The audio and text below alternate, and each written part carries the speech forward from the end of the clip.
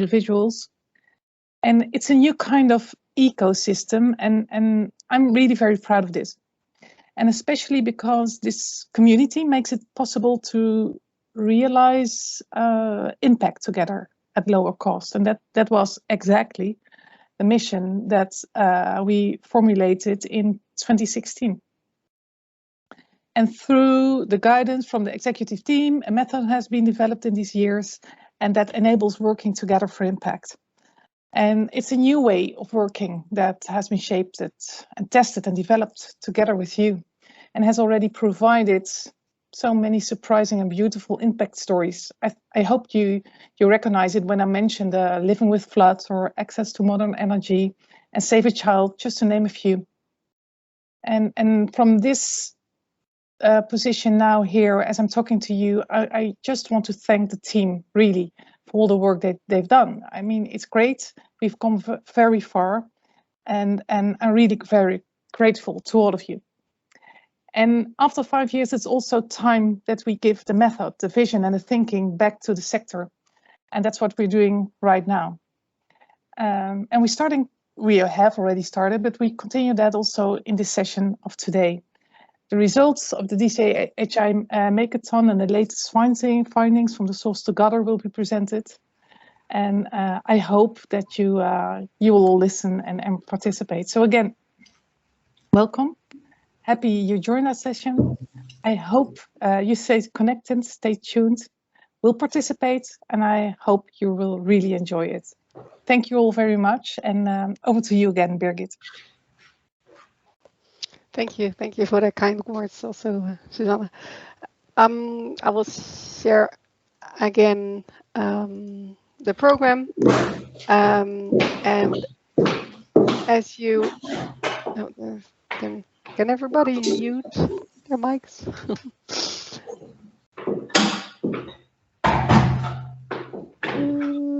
Got it. Yes, thank you. I will share again the program. And Guido, hi, I can see you now. We're gonna do a bit of co-hosting for today's cafe.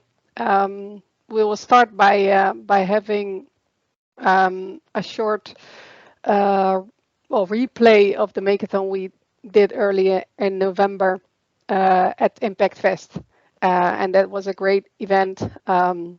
A live event, and we actually wanted to take you back to that moment, and also have a bit of explainer on how and why we did this Makeathon and the past 5 years of innovation with you.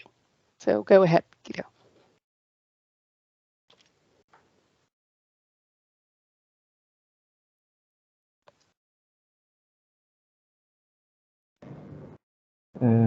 Hello?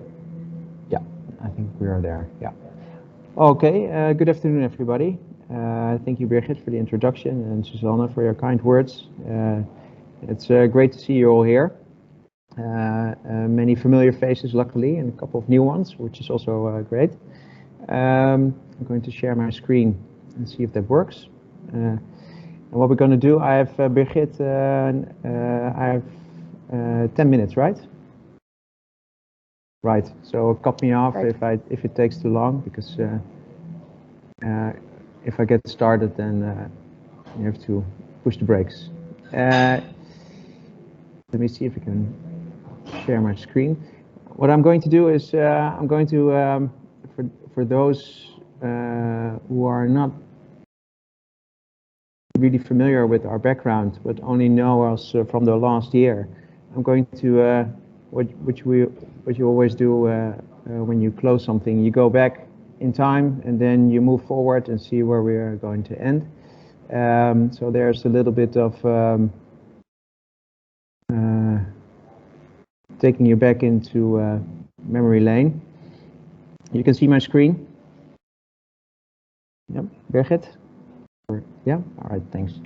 So our the why of our existence was that the demand for humanitarian aid has increased, We saw that there were a change and rise in needs for people, change in use and behavior due to technology into services, and resources to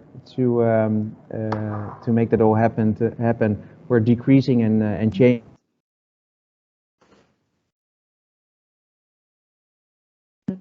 Better impact against lower cost. In that sense, there was a huge gap, because we saw that the innovation capability and capacity of Evolve. Can everybody put it on mute? Thank you. Evolve parties was lacking. There was fragmented expertise, absence of R&D, and there's an unstructured way of knowledge sharing and transfer, where due to this fact that scaling of innovations, necessary innovations and impact was lacking. Not everywhere, of course. It was not all doom and gloom, but there was really necessary to move forward. So our assignment of the last couple of years, let's say 3 years ago, was to make sure that there was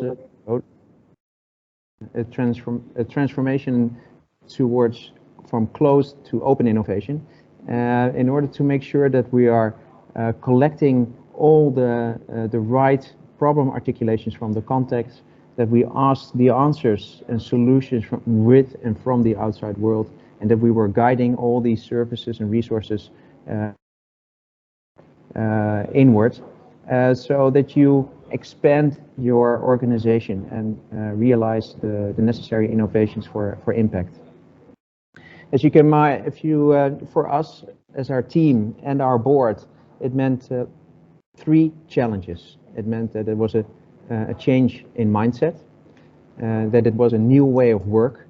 So to work from the outside in is a new way of work, and as you can imagine, it was an enormous scope. So the question was, can we make sure this transformation could be realized for an entire sector? So the strategy in order to overcome these 3 challenges was that on the first part we did learning by doing workshops on the method and the way of thinking. So really guiding the way and make sure that by doing it also impact was realized. So Suzanne just said living with floods, access to modern energy, and there were numerous others really interesting projects that were realized. And this new way of work, well, it's always better if you get tooling instead of telling. So we productized the methodology and we customized it for the sector. And as you can also find that on the DCHI website, you can download the toolkit and you can use it. And then the last part, and not the least, was the huge scope. So how can we transform a huge sector in order to work from the outside in? So we were a little team. You can see that we are on the back on the service line. So we were just with a couple of I think 6 in total on average, and well, that's unable to scale for a sector. So what we did is for the last 2 years we were trying to move the consulting methodology, the toolkit, into a platform way, so that the sector can help the sector, and that increases the span and the scope automatically. This obviously is due to copy paste of the line of thinking, which is of platformization, where we all are in. I will share this slide deck later, so you don't have to read it all. It's just to say that in every part of the businesses and institutions, there is a way of platformizing. So why not in the humanitarian sector? There are some good examples, and it is completely according to our roadmap. We standardized our methodology. We productized our toolkit, and in the last year we digitalized together with our team in order to realize our platform source together. And well, we are now have a whole package ready to go for anyone who wants to finish what we started and move to scale. And that all with a small team. And this is also my way of saying thanks for your trust, guys. It was a good ride, and we worked very hard to get where we are now. And the creativity and the entrepreneurship was amazing to witness. And with this team, we said last year November, as Birgit explained, we went to the Impact Fest. Now, why is it that we chose the Impact Fest to move with everything we learned to grow with the growing coalition and to transform our way of our methodology to a platform prototype? First of all, it was the first time since 2 years that we had actually an event and we could see each other live and we had contact. So for everybody it was exciting. It was still a little bit until the end whether or not we could go through it due to the COVID situation. But we were there, and it was great to see the sector and non-sector talking and networking and moving forward again. It was really good to see that. And for us it was great to have you all, many of you here again, where we could have a makeathon. And the makeathon is just also our way of saying practice what you preach. So we don't decide what is right for the sector. You decide what is right for the sector together with your peers. So all we did was facilitate a co-creation session in order to make the prototype of our platform source together. And that, to give you a little bit of side, many of you were there, so we facilitated with our team the whole process of innovation with tools and everything, and translated your wishes into a platform. So what we learned, what we actually did was really in a real life mediated matchmaking process for you. So just as we do with the Living with Floods projects, we really simulated that process. And while we were simulating that process, it was for us a way to observe what worked and what did not work for you, so we can translate that in a digitalized environment. And it looked a little bit like this. So if you did the project with us, then you know that in the heart of the program there's one find get. So you have to really articulate what you are looking for. You have to really find outside of your organization and the unusual suspect ecosystem to get what you're looking for. And then you have to really get into a relationship with that potential partner. And we really simulated through the day. And that came with some key learnings. It is truly really important to have positive framing. So what we said in the beginning, post your challenge. Yeah, what is your challenge? Articulate your challenge, and it's just a small framing. But if we reframed it to opportunities, then it was more positive, and everybody was more willing to look for it. And also from potential solution partners, they were looking more for opportunities than their challenges, so that's more easy to find each other. The second point is, well, it's human-centered. It's humanitarian, so it is about people. So, and also when it comes to a facilitated process towards innovation, that we we noticed that the personal profiles were the key. So it's not necessarily about your organization. It's about you who has an opportunity, either an opportunity to support or an opportunity where you need help with, because you can't do it alone. And the whole thing is that we are in this together. The whole thing is that it's not silo-based. All these issues in the humanitarian sector are highly networked. Unfortunately, that's why it's also complicated. So what we noticed that we have to have a balanced co-creation focus, and those were the key learning. So how does it look?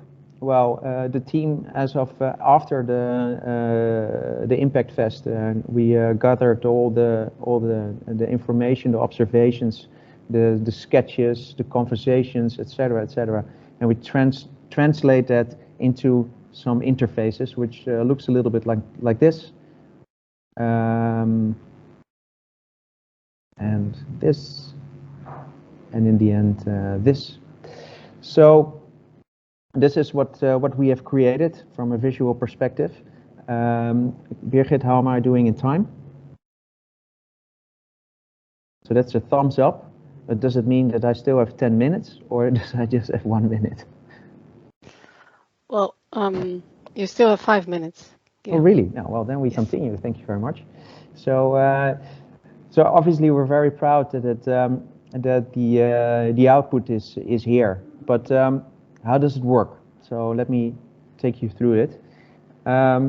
They're on a platform. What you try to do, just like on YouTube, you try to get producers and transform them into consumers, and transform consumers again into producers. So that's also the case with Source Together, at least the intent. So on the left side, you see humanitarians, as we just see, that they have access to the local context, so they can open doors, but as we know, they lack innovation capacity and capability. On the other side, there are potential partners, and they have innovation capacity, but they lack access to the local context. Well, 1 + 1 is 3. So what we do is we bring the two sides together on one platform. Easier said than done, because there's, as you know, 5 years of prototyping and testing, validating of the methodology in order to take this in place. So the whole want, find, get methodology, we've tried to digitalize it, as we just said, on the also through the Impact Fest. And we clearly see that by testing it, also due course of last year, that if there are more connections on the platform, more connections between better matches, because because quantity in this case means quality, and through better matches you can have a faster realization. More help means faster work. So we still in the heart, there's the want, find, get methodology, and we translate it and reframed it into connect, match, realize. So you gather around an opportunity, you source and match with the innovators from the outside world, and then there's realization on a faster pace together with new-found partners. The upside is that through this way, and where quantity is quality, you also create more knowledge, and that knowledge is also transferable through the platform, so everybody learns. It's free, accessible. So there are two ways of going into a platform. As said, keep in mind, for example, YouTube, if you produce a video, you hope that somebody else is watching, and YouTube hopes that if you are consuming a video, that you sometime also are going to produce a video. The same accounts for here. You can have two roles. Either you see an opportunity, or you want to do something and support on an opportunity, but they're interchangeable, so you could be both. And then it's the easy step on the process that you just go to the platform, and you find you go to the knowledge place on in the context. You find enablers, so let's say partners to innovate, and through the platform you support each other in order to realize resulting projects. We even try to validate potential monetization of Source Together. So we have a subscription, so a pay-per-use or a pay-per-campaign or a pay-per-challenge even. You have a sponsorship, corporate social responsibility and branding. You can have if you support the platform or support and of course data insights is one of them. Obviously, its potential. So these are all in prospect of when we develop the whole platform. Number one is also validated because we have that solution providers or those who want to do something, they clearly are willing and able to subscribe on a subscription base. I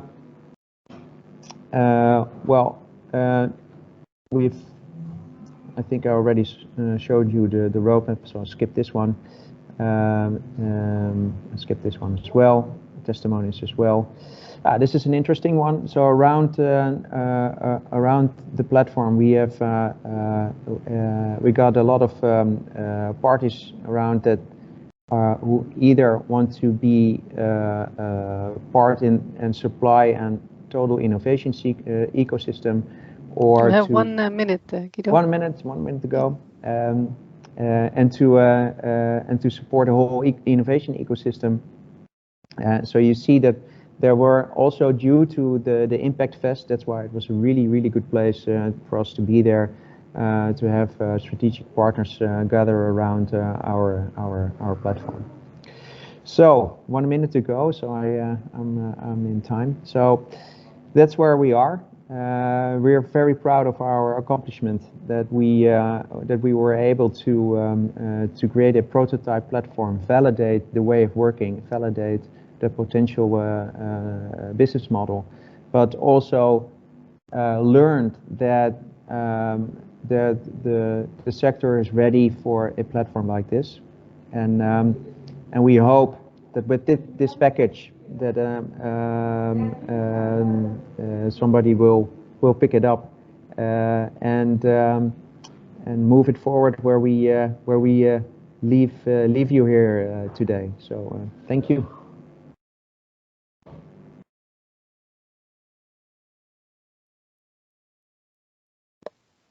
Back to you, Birgit.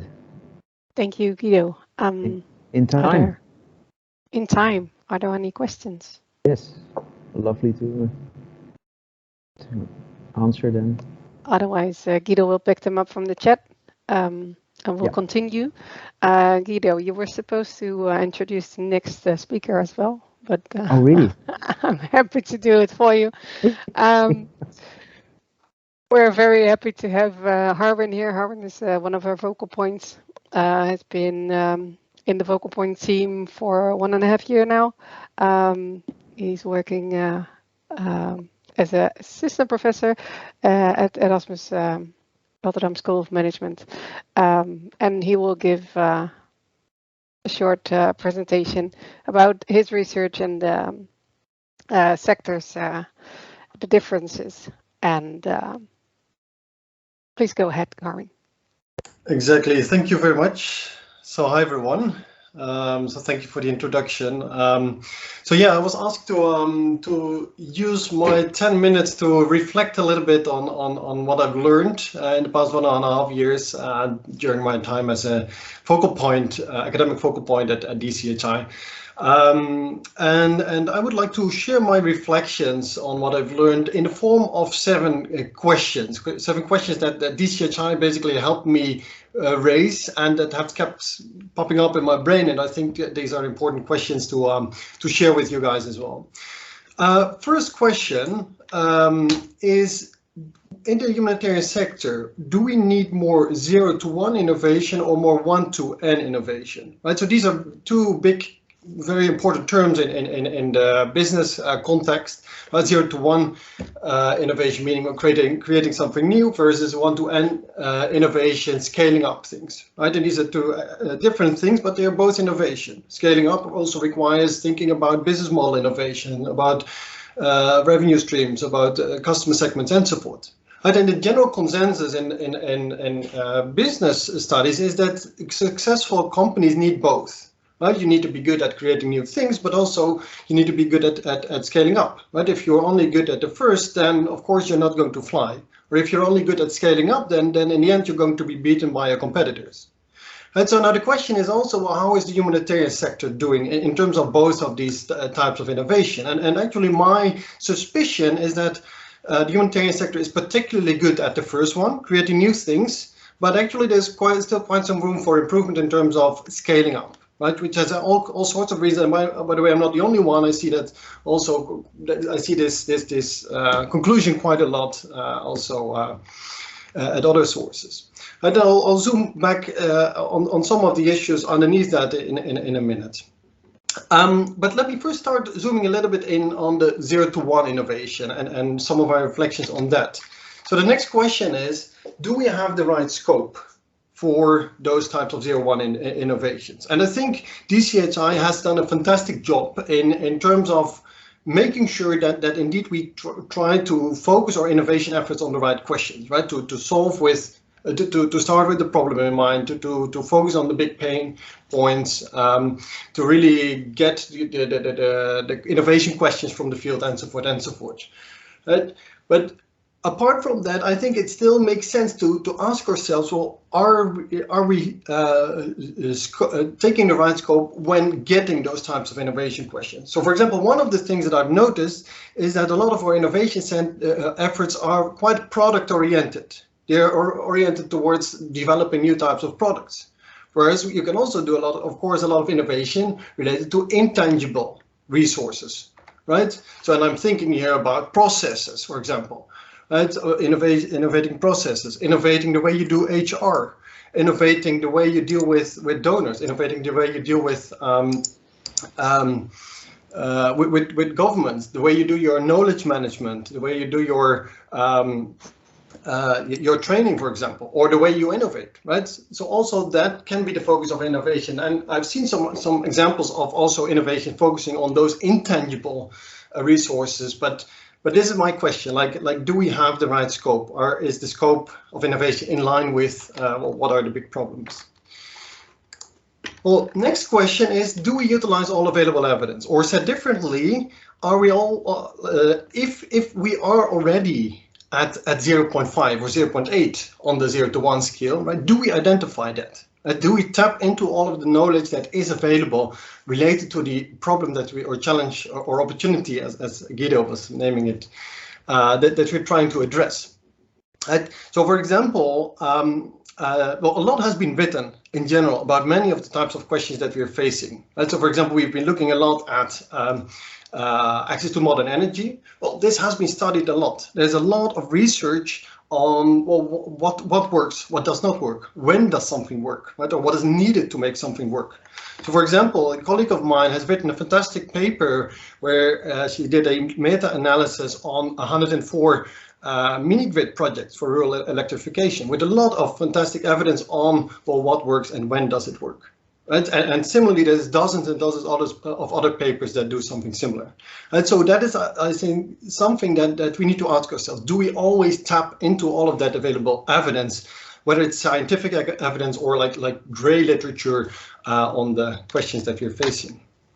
I think it's not, again, not only about products, but again, also about those intangible issues, right? So I have a whole list here, I won't go through it, of issues where I think that innovation type of challenges, there's a lot of that has been written about all of those, for example, in the context of business school research. Another question related to the 0 to 1 innovation is, are we finishing the marathon, right? Because innovation is oftentimes a marathon. And I'm particularly asking this question in the context of innovations related to data, smart use of data, what I've noticed a lot, and a lot of my research focuses on this actually, what I've noticed a lot is that a lot of humanitarian organizations have invested very heavily in systems for gathering data, for visualizing the data, for using it for reporting to donors and so forth. But actually that the last mile, where most of the value that is captured in data is that can actually be capitalized upon, that last mile is not being traversed yet. But there's a lot of opportunities for really adding value with all the efforts that we've already made. Right, so that is also can be a blind spot, I think, or a room for opportunity for improvement, and a big opportunity indeed. And then, and I will close off in a few minutes. Then, moving towards the one-to-N innovation, my big question that has popped up in the past 1.5 years is: does the humanitarian sector have the right skills for that? Do we have the right people to, or do we partner up with the right people to boost that one-to-N innovation, because it's needed, of course, right? We shouldn't stop when we have invented that new product or that new intangible resource, right? It only really has the huge impact if it also starts scaling. But there you enter into a realm where you need to think about incentives, about the business model around it, right? About financial streams and so forth. Right? Well, and you need to have people who can do that, who can fill out a business model canvas and so forth, right? And I wonder really whether the humanitarian sector has those people. So if I look at, for example, at this website here, depicting the 21 best humanitarian aid degrees, and if I look at what those degrees are teaching, right, of course, a lot of very important things: humanitarian principles, human rights, sociology, ethics, and so forth, but these are not the programs that teach you how to develop a business model, right? Whereas, and yet, in my view, this is needed. Right? And it's particularly needed also given a couple of the recent trends that we see in the humanitarian sector, where we start seeing the role of humanitarian organization more and more as one that should make use of markets and support markets or develop markets rather than replace those markets. Right? There's a quote by Professor Hausman, I believe Stanford or Harvard, that says that the humanitarian sector should become more like a car battery of getting the sequence of explosions running, basically, that represents the market until it can sustain itself. And then we see that, for example, in the trend related to cash programming, we also see that in efforts to repair markets, for example, the Retail in the Box initiative by the World Food Programme, where if a market is absent, where you try to create one by recruiting people to become retailers, by providing them with a supply chain and a shop and so forth, right? So these trends require different types of skills. They require insight into market. They require thinking about how can we set up businesses and repair or develop markets. Right, so I would like to close off with two claims. First one is that business school knowledge and more generally academic knowledge should be tapped into when we are facing humanitarian challenges, whether it's related to innovation management, whether it's related to knowledge management, any of the big challenges that we're seeing. I think there's a lot of things that we can learn, and not only in one direction, by the way, also the other way around. Businesses can learn a lot from the humanitarian sector. And secondly, I see two very big aid trends that increase the demand for business skills. The first one is that humanitarian aid marketizes, as I have phrased it, right, makes use of markets, tries to develop markets and so forth, but also they require humanitarian organizations to become more entrepreneurial or to think more in terms of long-term sustainable business models of the things that they come up with. All right, so those were my short reflections. If there's any questions about that, or further, if you feel the need to further discuss that, feel free to get in touch with me about that.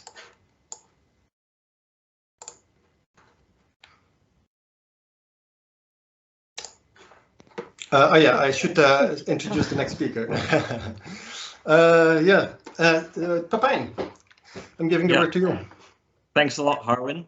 Good afternoon, everyone. For those of you who I haven't met before, my name is Pepijn Zaagman. I am a policy advisor with the Hague Municipality's International Affairs Department. And for the last 3 years, I've collaborated regularly with DCHI as its focal point for the city government. Now, during the introduction of today's program, you already heard the CEO of UNICEF Netherlands describe the impact of DCHI from the perspective of one of the largest humanitarian organizations we have in the city. And in a moment, you will also hear more presentations from other humanitarian organizations who will share their tips and best practices from their time with the coalition. But the City of The Hague, although it's not a humanitarian organization itself, has also been a proud member of the DCHI coalition for these last 5 years. I therefore wanted to use my time to offer a few remarks from the perspective of a government institution. So what I'd like to do over the next few minutes is share a bit more about our own motivation to co-start DCHI in 2016, the impact to the sector we have observed in the years since then, and why it's really important for us that the humanitarian field continues to use the DCHI tools and methodology in the years to come. So why did The Hague participate in DCHI? Well, to give a really short history lesson, in the 1990s, The Hague really began to take off as an international city. An increasing number of international organizations chose to set up its headquarters here in that period. And that in turn led to the spin-off of hundreds of NGOs establishing a presence here, including many humanitarian ones. Now, as a host city of all these organizations, we are not only first point of contact for them and the Dutch government, but we also gain a pretty good helicopter view of the issues that they are dealing with. So in more recent years, it became increasingly clear to us that providing access to humanitarian aid for those needing it most was becoming increasingly challenging. Humanitarian aid had always been important, but it was not always being provided effectively. This is what we were hearing from large international organizations like the Red Cross and UNICEF, but also from many of the smaller humanitarian NGOs in our network. And international projects we were participating in ourselves, like our collaboration with V&G International in Lebanon, where we had civil servants on the ground working with communities hardest hit by the Syrian refugee crisis, really illustrated how difficult it is to work together despite everyone having their best interests or having really good intentions at heart. So when the opportunity came to try to improve the humanitarian ecosystem in our city, it was a no-brainer for us to participate. With the world around us becoming increasingly interconnected and interdependent, we were excited by the idea of helping the humanitarian sector to step out of its comfort zone and experiment with new techniques. DCHI's proposed mission, bringing together humanitarian actors and enabling them to find, develop, and scale innovative solutions, is also at the very core of our own DNA as the International City of Peace and Justice. When DCHI began, of course, there were some growing pains. How does a new organization with such a small support team convince ministries, humanitarian donors, and other organizations like ours with years of experience of the need to do things differently, or to at least try out methods different from the ones that you're used to? And, perhaps most importantly, how can you make impact without being seen as a competitor to these other organizations in your field? I think those are questions that sound very familiar to a lot of us attending this session on behalf of larger organizations. However, with a lot of perseverance, we observed that DCHI eventually managed to really cement its place within our international ecosystem. The fact that there are 1,100 members of the coalition alone highlights this in our view. But also we could see this progress most in initiatives led by DCHI to provide concrete opportunities to humanitarian NGOs needing it most. Take, for example, the humanitarian action challenges that were organized over the years. NGOs were invited to design a humanitarian challenge definition to articulate their organizational problems. These presented a call to action for potential collaborators who could help them to get to the root of their problem and help them work more efficiently. Winners also received professional guidance from the DCHI team throughout this process. Furthermore, DCHI also succeeded in building bridges with other parts of The Hague's international community that did not traditionally work together before. It became a regular presence at the events of Impact City. Guido already mentioned a bit about this in his presentation, during which impact entrepreneurs, policymakers, talent, and investors in The Hague find each other This type of access provided many of DCHI's members with invaluable opportunities, and vice versa as well. So in short, while it definitely was not easy, DCHI has shown that it is indeed possible to stimulate cross-sectoral collaboration in order to make impact in the humanitarian field. With all that progress in mind, we really do think it's a pity that the DCHI adventure is now coming to an end. Of course, we hope that in the future humanitarian aid won't be necessary at all, but of course we must be realistic. We now live in a world where inequality is greater than it ever was. The effects of the COVID crisis are only making the need for humanitarian aid greater. And the same applies to other problems, such as climate change, which is affecting the lives of more people than ever before, particularly in the poorer regions of the world. So we remain convinced that collaboration between stakeholders is needed to find more innovative solutions, not only to create faster and more efficient responses to dealing with humanitarian responses, but also to prevent them altogether. In particular, we feel that more can be done in terms of collaborating with the private sector. Although we recognize that in order to bring corporates on board, a paradigm shift is also needed in the way we think about the business models of humanitarian organizations. In our view, these can act as a stumbling block to successfully collaborating on certain innovations. We sincerely hope that everyone attending today and your organizations will continue to seek cooperation with others in efforts to continue to make impact in the humanitarian field, even when it feels like this draws you out of your comfort zone. The Hague Humanity Hub, which has hosted the DCHI's team's office over the last few years, and also many of its events, remains available to help provide a platform and to connect you to other members of its community. And the International City of Peace and Justice, The Hague, is proud to be the meeting place where such impactful solutions for a better world are made. So please know that you will always find this city on your side. Thanks for listening.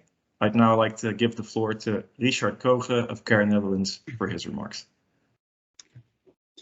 Thank you, Pepijn. Listening to your words and to the words of Harwin, I was pretty challenged by seeing the 0-1 and the 1-N. I don't like losing, so I think that's a good way to even get higher challenges. And I heard something you saying, Pepijn, about the private sector, and this is something I will touch upon in my slides. My name is Richard. I'm the Manager Business Development and Innovation within CARE Netherlands. CARE Netherlands has been a board member from the start of DCHI 5 years ago, and I've been representing CARE Netherlands as focal point for, I think, the last 4 years. I have made a presentation and I will share my slides. So what I would like to do in these 10 minutes is looking a little bit about some experiences from the work of DCHI, how we brought that into practice within CARE Netherlands. And I did that around the 3, let's say, building blocks or pillars or framework of DCHI, namely connect, create and collaborate. I think this really summarizes the way how DCHI has been operating in the past 5 years. I've got 3 examples from how we as CARE Netherlands brought into practice what was preached by DCHI.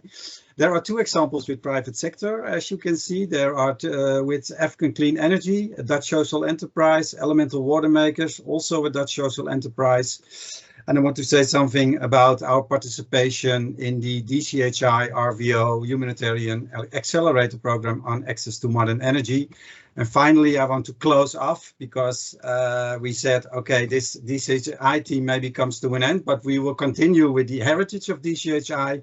And I would like to show you how we as CARE Netherlands want to integrate or bring or continue the work of DCHI within our own organization and within the sector. But first, a couple of examples, and I wanted to start with a social enterprise called African Clean Energy.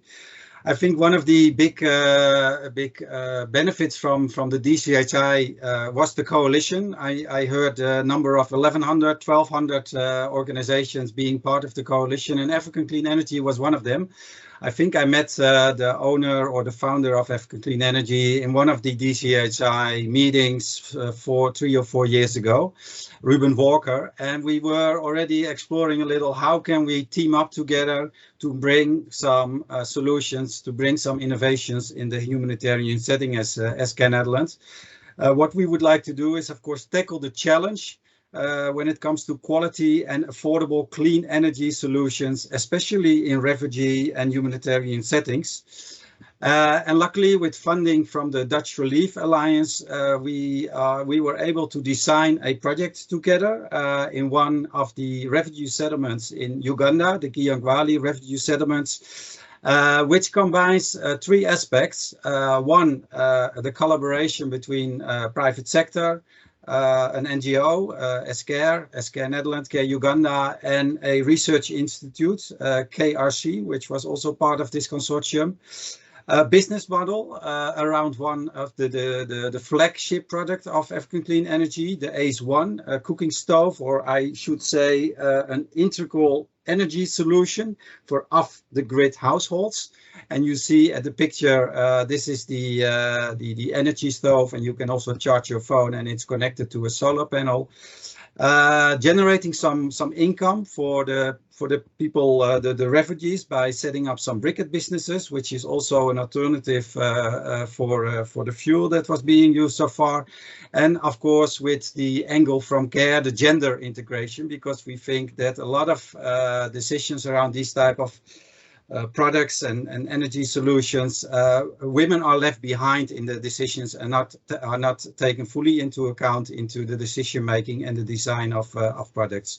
So that is what we did. We targets what we intended to get out of the projects were 7 households, 70% refugees, 30% host communities, that they would achieve 50% reduction in their energy consumptions, that there were some briquette businesses generated, so that would lead to some extra income, so that would make the ACE1 affordable for the target groups, and also to get an alternative fuel for the briquettes. At the moment, we have not finished this project yet. This will last until the end of May, but we can say that it's already successful in the number of ACE1 products, the product of African Clean Energy. It was sold exactly to 700 households, so that target we already have reached. We still have some challenges around the briquette business, but I am comfortable to see that we are able to solve that in the upcoming 6-7 weeks still to come in this project. So hopefully, with the results and the lessons learned from this project, we will be able to scale up and go from the 0-1 to the 1N stage of this project. A second example I want to give is with Elemental Water Makers, also a social enterprise here in the Netherlands, actually in The Hague, Scheveningen. It was, I think, 5 years ago, founded by a former TU Delft engineer. Together with his business partner, they came up with quite some new innovation to turn a desalination unit, to turn seawater into drinking water. By making use of solar energy. And of course, as humanitarian sector, our challenge, one of the challenges, and in this case in Yemen, that's the lack of water, or at least the lack of drinking water. We think that the lack of drinking water can be one of the biggest challenges for the 21st century, like a lot of conflicts around oil in the 20th century, and still that could become the source of many conflicts around water. And as you can see, it's really a big challenge in Yemen to get affordable drinking water for the population. So we started up also with funding from the Dutch Relief Alliance, a project in Yemen to transport one of the desalination units of elemental water makers into the south of Yemen. You can see here the picture, a small fisher village, 200 households at the coast. And we started up a water management committee there. So with support from the local population, they decide around the business model around this desalination unit, because we want to make it sustainable. A lot of things in the past, maybe products were installed, and then when it comes to repairs and maintenance, it was left behind. And yeah, there are a lot of examples maybe of water sources that are not being used any longer. So we want to make it sustainable by installing this water management committee and involve local community to make this solution sustainable. The solution is there. We are now facing some shipping company challenges to get the unit to Yemen, but I hope we were able in the upcoming months to transport this unit to Yemen and to provide the local population with drinking water at accessible rates. And also, this is an example of a 0-1 innovation, maybe that we hope when we get the learnings from this collaboration, get the learnings from this project, that we can scale it up, maybe in other places in Yemen, maybe even in other circumstances, in other countries. The third example, the last example, is our participation as Care Netherlands in the DCHI RVO Humanitarian Accelerator Program on access to modern energy. There were two, I think there were 2 rounds. Care Netherlands participated in the first round also, and this was the second round last year. And we looked at the challenge that a lot of women are not involved in energy decision making. That was something I already mentioned in the 2 previous projects before. And Source Together was already mentioned by Guido. That was the platform we used in this accelerator platform. So we, as a challenge owner, problem owner, as Care, we want to empower the women to take their energy decision for more resilient communities in West Africa. We have posted that on the Source Together platform, reached out to solution providers, to stakeholders that want to be involved in this project. And we got a response from a women entrepreneur in Nigeria that had this business called Sat Latena, as you can see at the right side. She has some biogas solutions in Nigeria. So we teamed up with her, the local team teamed up with her, combined it with some of our women groups, the VSLAs we have in Nigeria, and we hope to get to come to a program. We still need some funding, so I don't know whether there are listeners in this call who can provide some funding for this project. But it's good to see that with the facilitation of some instruments of DCHI, the Source Together platform, we were able to reach out to, well, unsuspected solution providers. In this case, this women entrepreneur, Sat Latena, coming from Nigeria.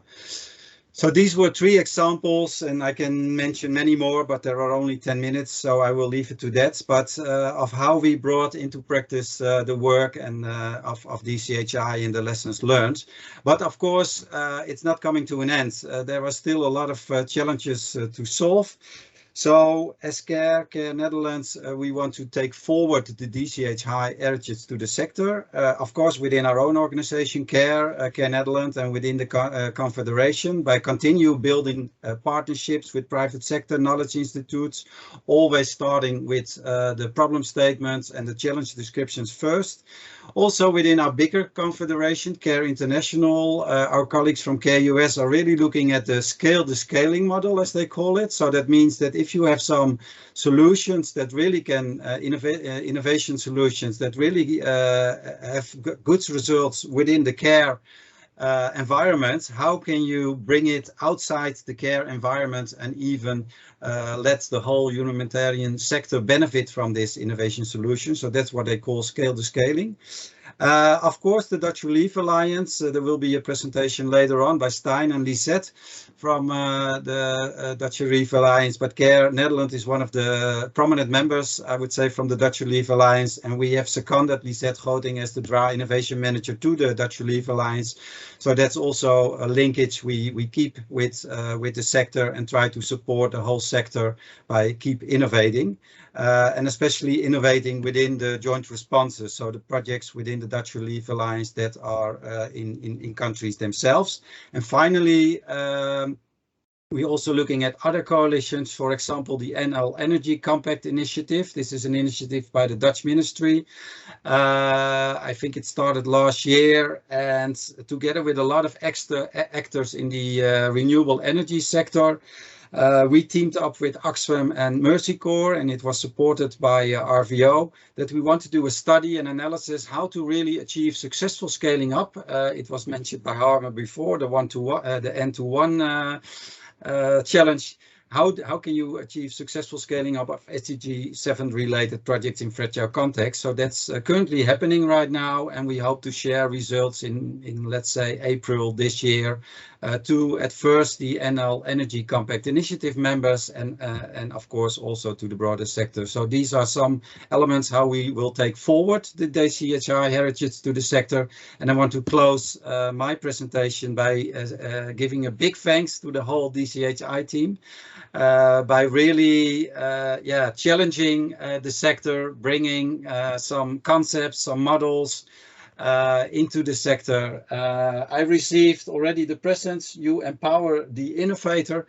Well, DCHI team has really empowered innovators, and we as CARE Netherlands are really happy to take this role forward and to keep innovating within the humanitarian sector because it's still necessary. Thank you. Well, thank you, Richard, and Pepijn as well, and Harwin, of course, for your great insights. We will have a short break now. I suggest we'll be back in 5 minutes, so 5 after 5, and we will have some more interaction and presentations after the break. Thank you. See you in a bit.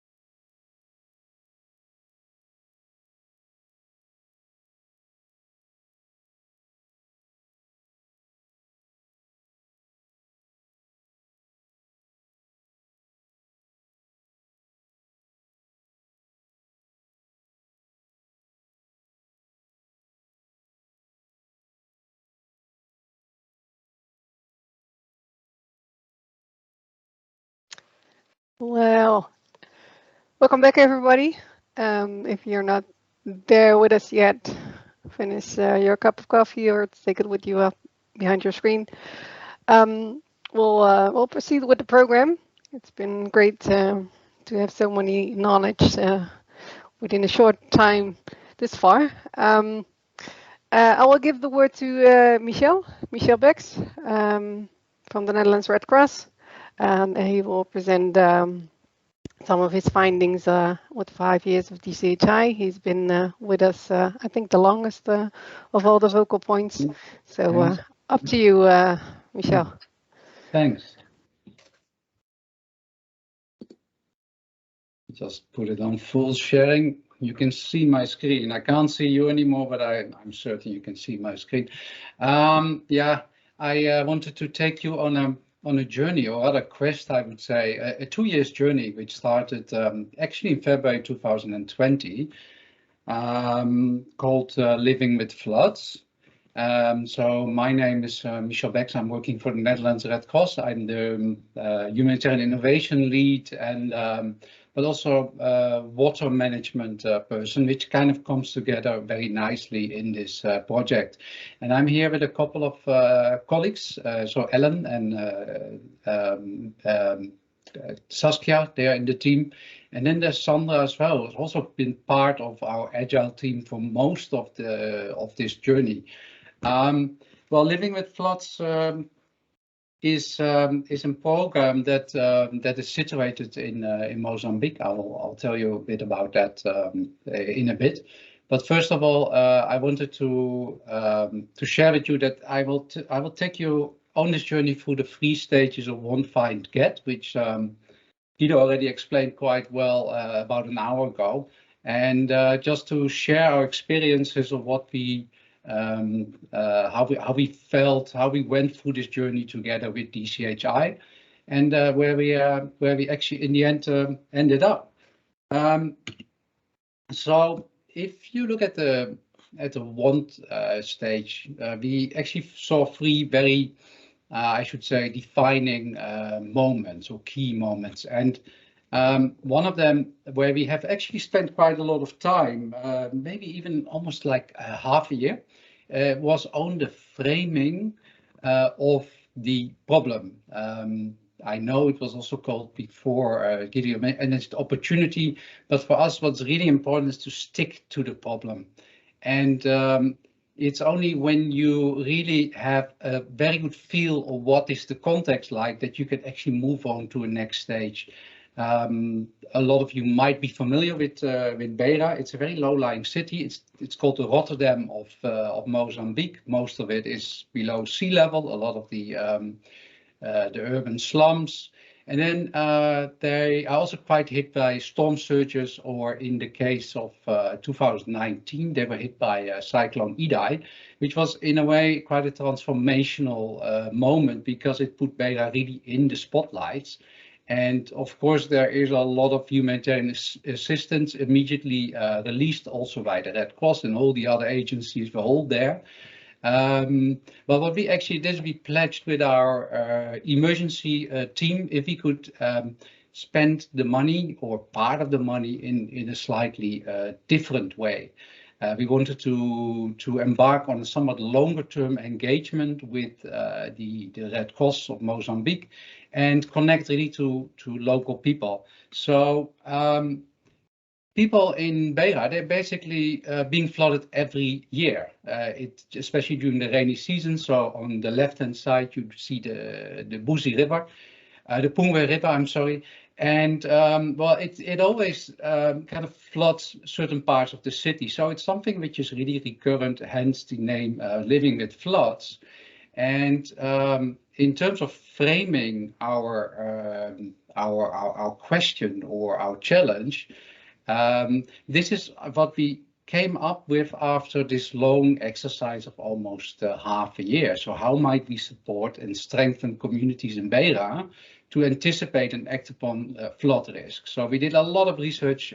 We spoke to people from the city. We also tried to really get in touch with people living in the city, which was a bit tough because of COVID.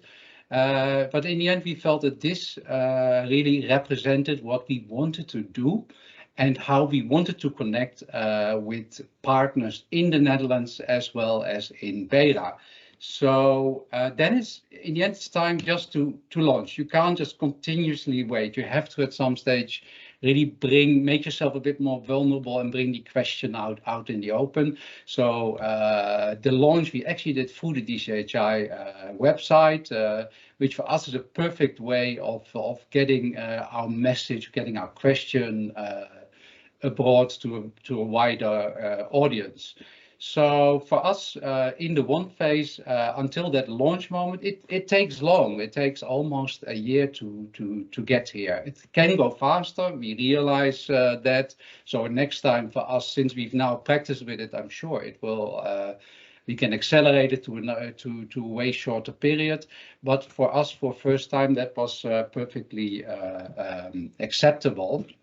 Yeah, and then you enter into the find phase, which is really about connecting to as many people as possible with a very open mind. So you see a lot of usual, but also very unusual suspects, which I think we would never have really been able to connect to without the help of DCHI. So we had quite a lot of meetings with this number of people and with a huge diversity.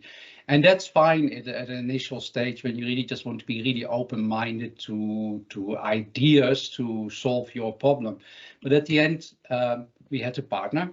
So that's Sandra and me during quite an important moment in the program where we really needed to narrow down or gravitate towards two solution partners, because in the end, in this pilot, there was only space for interacting with a certain number of people, although we got quite a lot of interesting solutions. So we connected to one international partner, actually to two partners, HKV and IHE, and then a local partner as well called FACE. So with those two partners, before we actually started even putting one, you could say, dig one hole or do anything, we really wanted to zoom in on their ideas and refine them somewhat better. So we worked with Innovest. They are a partner from the festival sector. And they developed this methodology, which is available online. I really recommend to try to get a hold of this methodology. So the partners, they went for a few months of accelerator training, basically with Innovest. And at the same time, you just have to keep on talking. It's not my favorite hobby, but it has to be done. Yeah, and then you get to the phase where you come closer and closer towards creating that impact. So once you have committed to these two organizations, or to work actually together with these two organizations, it's when you really start moving into the community. So what FACE's idea was really about keeping the city clean, because there's a lot of storm water which just cannot flow into the sea quick enough, because a lot of the drains are clogged. Sounds like quite a simple thing to address, but in a city like Beira with a lot of urban slums, that's still pretty tough, because there is no waste collection system. So they had a few ideas on how to improve that. And HKV, well, they had a very interesting idea. It's called the flood mural. This is a rendering of it. You will see the end result in a bit. It's different, but it's still a very important small chain or small part in a bigger chain of how you can reach out to people actually before disaster happens. Now, and I'm pretty proud of this picture, because this is taken November last year. We were on a partner mission, and there's a huge representation of different partners in this picture that we have managed to connect to throughout these 2 years. So there are government officials, there are people from HKV, IHE, the Red Cross, the local Red Cross, and some other partners as well. And it just takes time to really get it to this stage where we all feel comfortable to work together. Yeah, and then the impact. Well, this is what eventually we managed to create through a small financial input from our side. So the top part, that's done by a local artist. It's very impressive. You can't see everything. Somewhere in the middle, there's a small QR code, a tile with a QR code, so that people can connect to websites with local information on rainfall or how cyclones are moving in the country, and it tells a whole story. It is a very positive story, so it's something which is really interesting to have in a community, because it generates a lot of talk. And then in the bottom, that's the work of Association South Face. Well, they do the regular work, which is really about cleaning up the drains through local volunteers. And on the right-hand side, there's some quite innovative part of how they can actually collect and then resell waste. So there's definitely a potential business to be made. It's all small scale, but in a sense, for us, the most important thing was really to connect to local, international partners and have this whole wide range of partners that we usually don't work together with. Then I was also taught by DCHI as a fourth phase, that's KEEP. It's also one of the reasons why we were there in November. And we are committed to continue for a next stage where we really want to deepen that relationship at the local level. Although the question that we asked ourselves is still valid, you can't solve that question in even in 5 or 10 years. But if you then connect to communities locally and you ask, what is your dream? It's fairly easy for them to actually express that. I don't know how many of you speak Portuguese, but yeah, what a lot of the group said, it is about keeping the drains clean and see Beira basically get rid of floods. And people really have good ideas themselves. So the next time we will definitely bring it one step further.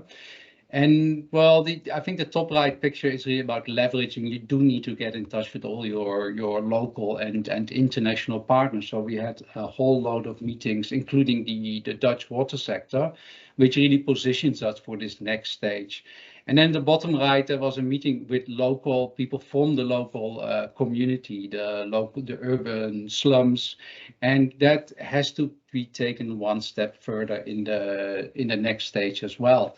And I think so I'm going to close it. I really wish to thank DCHI for your support. You've been supporting us for 5 years now. We're proud. We've always been a proud founding member, and for us, at least, you will leave a lasting legacy. Ellen and myself can be reached if you have any other questions. I hope I stayed within the 10 minutes. Slightly over it. Almost. Uh-huh. Thank you, Michel. You're welcome.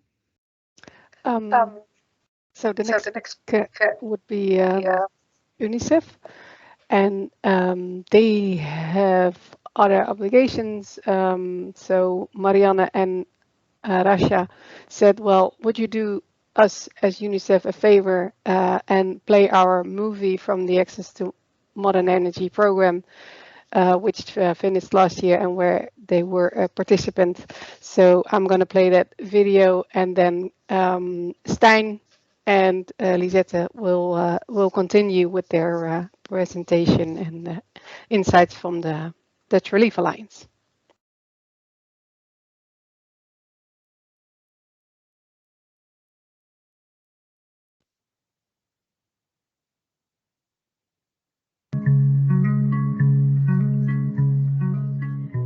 So the main challenge is getting access to energy for the community. So getting power to people where and when it's needed for education, health, access to water, social protection, and overall community development.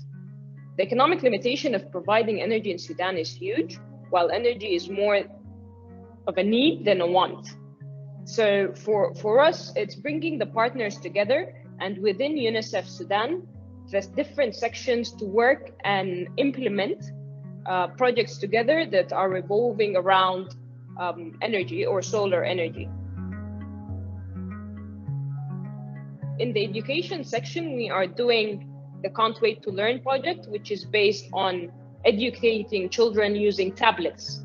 So being able to provide tablets means we need to provide energy so that we can charge these tablets at rural areas. So we're putting in solar units, solar energy units, so that we can charge the tablets, but also for lighting purposes. Last year, we were part of the Access to Modern Energy as well, and we did a lighting for learning project as a complementary for our Can't Wait to Learn, which is providing households with lighting units so that children would actually know how to write using a pen and paper rather than just learning how to write on a tablet. So I think access to sustainable and modern energy creates a holistic impact on social well-being as a whole for the society. But again, from the UNICEF approach, I think the direct and most visible beneficiaries in our projects are the children.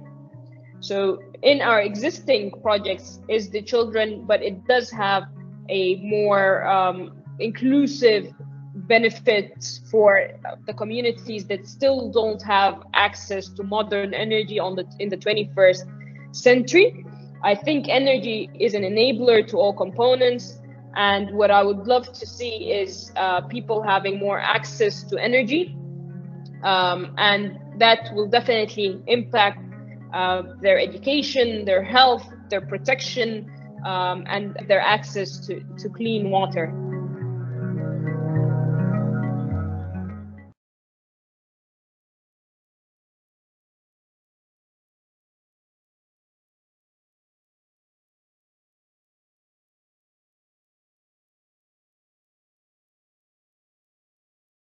Yes. So lastly, Lisette and I wish to share some of our reflections on our collaboration with the DCHI the last couple of years from Dutch Relief Alliance's perspective. So Lisette, she's the DRA's innovation manager, and I was last year's vice chair of the innovation working group. And we wish to just share some of our highlights of what the DCHI has meant for us in the past couple of years and what it will continue to mean for us in our upcoming strategy as well. So I think as an alliance, we've made really great efforts to put greater emphasis on innovation in the humanitarian sector and had an overall goal to enable an environment for piloting, scaling up, and implementing innovation, and also ensuring that Dutch NGOs are at the forefront of changes and solutions to deliver high quality humanitarian action. To do this, we set up an innovation fund with a grant from the Ministry of Foreign Affairs. And there we've hosted 4 rounds or 4 calls for proposals over the past 4 years. Firstly, doing so internally by the working group itself, but soon it was realized that with the sheer magnitude of the portfolio and all the work involved, we could really benefit from some outside expertise. And that is where the DCHI came in during the second round of calls for proposals that we hosted. Together with the DCHI, the DRA set up an entire process to get to quality innovation projects, especially also because many staff in all of the organizations within the DRA had or little expertise in working on the innovation projects. So we needed to make sure that everyone was on the same level and have the same expectations of these projects. And some guidance there was required. So luckily the DCHI worked with us and they had many tools, to build this for us. Initially scoping in which direction we really wanted to go. Since after the first round of calls for proposals, we wanted to have a bit more focus, and as a group decided to focus on the theme safety and protection. So what we did was we held various workshops with all organizations involved and jointly developed a handful of problem statements in a collaborative way, which after some voting rounds led to the following 4 problem statements that afterwards the various organizations in the Dutch Relief Alliance could apply to for funding.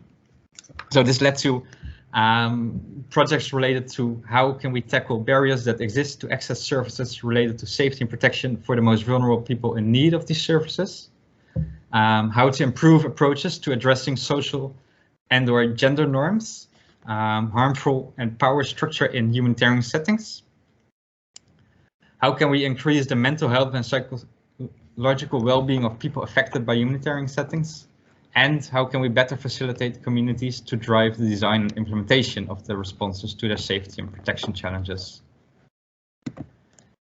But after this, we also had to make the problems more actionable. So the development of concept notes and proposals that had to be done differently than what many of the NGOs were used to in their regular tenders. So beginning with the challenge briefs, that was new to many of us. The DCHI provided workshops and learning sessions for us to get to these challenge briefs, which really benefited the quality of the articulation of the problems. And again, the DCHI further facilitated then in publishing these challenge briefs. So that led to the network of the DCHI responding to all the challenge briefs of the various NGOs. And that again led to many non-traditional partnerships. And I think in the next slide, we'll get to the various projects where Lisette will take over. And here you can also see the various partnerships that have been formed because of the DCHI facilitation. So Lisette, I'll give it to you now. Thank you, Stijn. Hello, everyone. I hope you can hear me okay. I sometimes have issues with my mic on my laptop. So this is an overview of 5 of our DIF projects, so the DRA Innovation Fund portfolio. These are 5 of them which evolved from the DIF2 call described by Stijn just now. In total, we have 22 grants actually, so 5. These are 5 of those 22 granted projects. Just to emphasize the column which shows other partners, I think this has been the biggest added value collaborating with DCHI in let's say the DRA's innovation space at this stage. So I don't think we have much time to highlight these projects, but moving on to the next slide. I do want to highlight that on our DRA's website, we have our 2nd annual innovation update 2021. So we had our first publication in 2020. We have our 2nd publication published end of last year. So this is a link to the website which reflects more on the total portfolio, including these projects, but also highlights a number of other activities and developments within the DRA space on innovation. And then moving on to the next slide. Yeah, so one of the other things that we want to highlight is during the DCHI Macathon last year, we met with Strive. Actually, Sarah, she should be online as well, joining this call. But we are through that network, we are building a knowledge map together, especially to focus on all of the learnings that have come out of these innovation projects, of the implementation of these innovation projects, because I think in our view, yes, we can have these projects implemented, but the biggest reason for having these innovation projects is learning. And we're trying to figure out, a way of having these available on a platform, which we've called the knowledge map. This is still a draft, and we're working together on a step-by-step approach on finalizing such a product. Yes, I'm really looking forward to seeing a final version of that. So this is a bit of an overview of innovation in the DRA in the next 2 years, because we've just started our new strategic period. I mean, you can read the ticks themselves, but there's a focus on embedding of innovation in our operational model, which is the joint responses. One of the things I'd like to highlight on at this forum is that we've agreed to host the Humanitarian Innovation course that has been developed by DCHI. So I'm very happy that we're offering to do that. But just reflecting on the table on the DCHI heritage and the DRA, basically, I think you've introduced the whole concept of innovation to DRA. That's one. A larger increase of our innovation knowledge. Secondly, and thirdly, introduced us to a very broad coalition network, and also facilitated and helped us focus on unusual partnerships. I've heard the unusual referred to earlier in other presentations. Very strong communication channels, and last but not least, also developed templates during the DIF2 call that we've actually been using in all of the other DIF calls as well. So really formed a basis for how the DRA is approaching and facilitating innovation in our working space. So just moving on to the last slide, on behalf of the DRA, all of the DRA members, and also very much the Innovation Fund portfolio projects and their leads, we just want to thank you as DCHI for all of your hard work, and wishing you all the best. Thank you.